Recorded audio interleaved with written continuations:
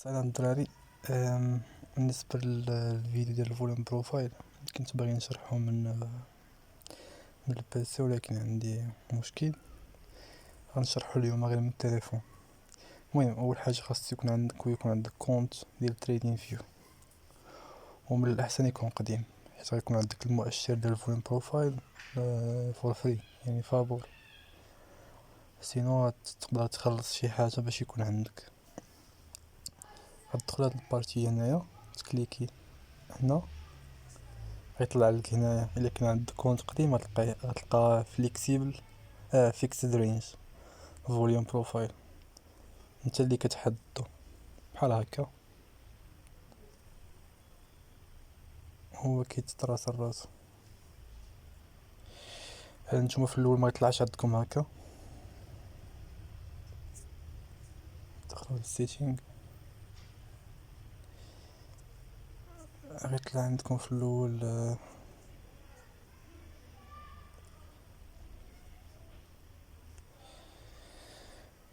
المهم ما يطلعش عندكم هكا. هادو هما الاعدادات اللي ديروا فيه.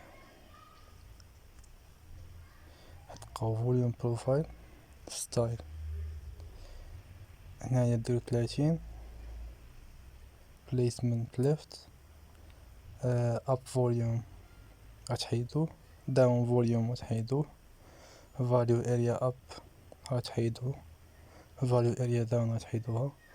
غتخلي البي او سي و ديفلوبينغ بي او سي و ديفلوبينغ فاليو اريا. هيستوغرام بوكس حتى هو غتحيدوه. غتخليو هادو ثلاثه نتوما المهمين وغنشرحوهم. هادشي غتخليوه كيما هو صافي، وغتونجستريو. المهم هما عندكم حتى تصيبوهم. نديرو اوكي، غيولي يطلع عندكم بحال هكا. شويه شنو هما الحوايج اللي خلينا. الخط الاحمر اللي كتشوفوا هنايا هذا هو البي او سي. البي او سي بالنسبه لمبدا الفوليوم بروفايل هي المنطقه اللي تيكون فيها السعر الاصلي. يعني نفترض عندنا شي حاجه غنبيعوها تليفون، والثمن ديالو كندير حنا نقولوا 1000 درهم. 1000 درهم هو الثمن المعقول ديالو. فاش بدا كيف ما كتشوفوا هنايا في المثال، نقولوا حنايا بدا ب 3000 درهم، وماشي دا هو السعر الاصلي ديالو. هبط هبط هبط حتى وصل للسعر الاصلي ديالو، حنا نقولوا 1000 درهم. فاش رجع شراو الناس باش يرجعوه للسعر الاصلي، والى طلع كيتسناو الناس حتى يرجع للسعر الاصلي وكيشريوه. نفترض طلع 2000 درهم 3000 درهم ماشي هو السعر الاصلي ديالو، دونك خاصو يرجع للسعر الاصلي ديالو عاد باش يقدروا يشريوه. هذا هو البي او سي، او المنطقه اللي تيكونوا فيها الاسعار المعقوله. علاش كنفضل نخدم بالفوليوم بروفايل بالنسبه للكوينز جداد؟ حيت تيكون معروف كلشي عليهم. ولا دخلتوا للجروب غتلقاوني حط هاد العمله بزاف ديال التوصيات عليها.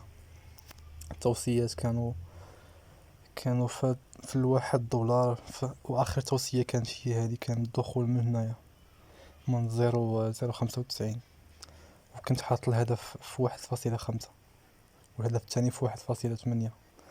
وهنا كنشوف طلعت للجوج. وفاش رجعت عاوتاني حطينا توصية شراء،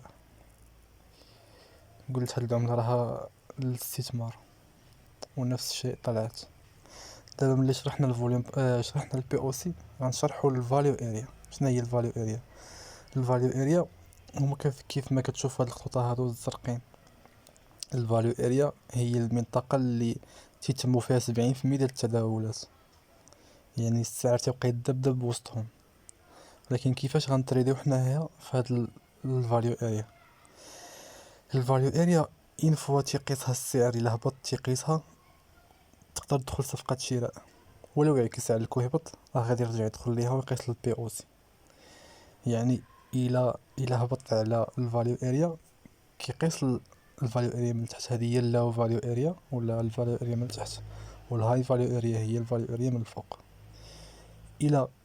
الا قاسها ونزل وانت شريتي غادي يرجع ليها،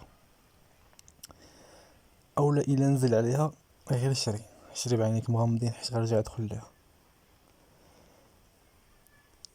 انا كيف ما كنشوفوا هاد الصفقه هذه بالضبط اللي كنا دخلنا ليها من هذه هي النيت، فاش دخلنا في 0.92 صفقه شراء كنا دخلنا ليها من هنايا. علاش دخلت حيت البرايس قاس في الفاليو اريا، قاس في الفاليو اريا كان هادشي مازال ما كاينش، كان بحال هكا. كان الهدف ديالي الاول هو 1.5 دولار، كان هو الهدف الاول ديالي، والهدف الثاني ديالي كان هو 1.8 دولار. ان فوا قاس هنايا في الفاليو اريا من التحت دخلت صفقة شراء. وهنا كيف ما كتشوفوا قاس في البي او سي وعاود رجع. ديما فاش يكون السعر من تحت من البي او سي الاولويه هو الارتداد ماشي الامتداد، تيقيسها تينزل وعاد باش تيخترقها ويكمل. هنايا فاش اخترقها كمل السقف ديال الفاليو اريا كان هو 1.5. وان فوا السعر كيخرج على الفاليو اريا الا خرج عليها ما اختبرهاش لابد خاصو يرجع ليها، حيت هادشي كله تقريبا كله غير لوغاريتميات. يعني التداول في الكريبتو تقريبا نقولوا 90% منه هكا. حتى التحليل الفني حتى هو كيخدم، ولكن ما عرفتش كنفضل انا هاد النوع ديال التحليل. انفو السعر خرج على الفاليو اريا تيعاود يرجع ليها. وهنا كانت الصفقه الاخرى من بعد هذاك النزول اللي كان، هنايا كانت الصفقه ديال الشراء، ولكن هنا كانت استثمار حيت هنايا كان تجميع غادي تجميع. وكل ما الفاليو اريا غادي كتصغر على البي او سي كل ما تيكون تجميع وتيكون صعود. هنايا كيف ما كتشوفوا في هاد البلاصه هدايا كان الدخول الشراء من هنايا، وكان الهدف هو 1.6، يعني هدف مضمون. ولكن الا بغيتي تستثمر راه غتخليها. اصلا المشروع ديال هاد العمله هادي مشروع زوين، وعندهم شراكه مع منصه ديال بينونس، يعني عمله عندها مستقبل. حاليا راها في 3.9 دولار، كتحقق قيمه مجداد. ولكن السعر كيف ما كتشوف هنايا خارج على الفاليو اريا، يعني ماشي هذا هو السعر الاصلي ديال العمله. نقدروا مع المده نشوفوها ترجع ل 1.8 او 2 دولار. ولما لا ترجع، الى رجعت ل 1.16 او 1.2 دولار تكون صفقه زوينه للشراء. هنايا كيف ما كنشوفوا الفاليو اريا كتطور، يعني تقدر الفاليو اريا تصعد حتى ل 2 دولار، يكون هو السقف الاعلى ديال الفاليو اريا اللي غيرجع السعر يختبره. يعني دابا ما كاين حتى شي توصيه شراء عليها، حيت الشراء في القمم تيكون غير دابا تضيع فلوسك. وبالنسبه للديفلوبين بي او سي هو الخط صفر، يعني السعر الاصلي هنا فين تيكون كيدبدب. وعليها انايا خديت الهدف الثاني خديته على هي النيت. هي ماشي مهمه بالضبط، ولكن اللي مهم عندنا هو الفاليو اريا والبي او سي، هما اهم حاجه عندنا حنايا في هذا النوع ديال التحليل.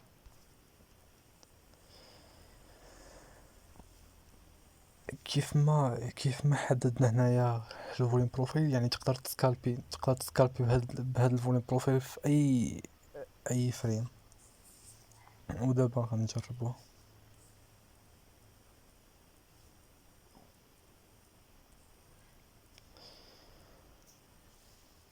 نشوفو التوقيت.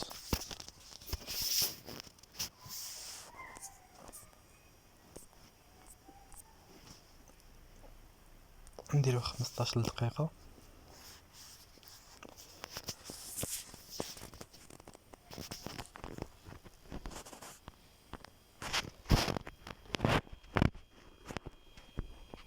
نشوفو 15 دقيقة ونشوفو حنا فين الساعة دابا. الفوليوم بروفايل تقدر ترسمو على الموجة، شو كترسم على الموجة القمة والقاع ديالها. مثلا ناخدو هاد الموجة واخا راه باقا ما سالاتش، ولكن نرسمو عليها ونشوفو السعر فين كاين. هنايا كيف ما كنشوفو البي او سي كاينه في 2.3 دولار. هنا كندوي على الفريم الصغير، يعني صفقات سكالبينغ. هنايا السعر خرج من الفاليو اريا ورجع دخل ليها، قاس في البي او سي اللي هو السعر الاصلي، واخترق الفاليو اريا ورجع كمل. يعني هنايا السعر لابد ما يرجع يختبر الفاليو اريا. وتقدر تكون صفقة الشراء الثانية سكالبينغ من 2.26، او من لو فاليو اريا من 1.6 دولار. الا هبط ل 1.6 دولار غيكون الدخول في الشراء، والخروج في 2.3 دولار او 2.8 دولار. لكن حاليا خاصك تكون السعر حتى يرجع عندك، حتى يرجع للمناطق اللي انت غتقدر تاخد منها. اما باش تشري دابا ميمكنش. المهم غنحط لكم هذا الفيديو هذا، واللي ما فهمش شي حاجه ولا بغى يستفسر على شي حاجه نحاول ندير فيديو اخر اللي كنشرح فيه اكثر.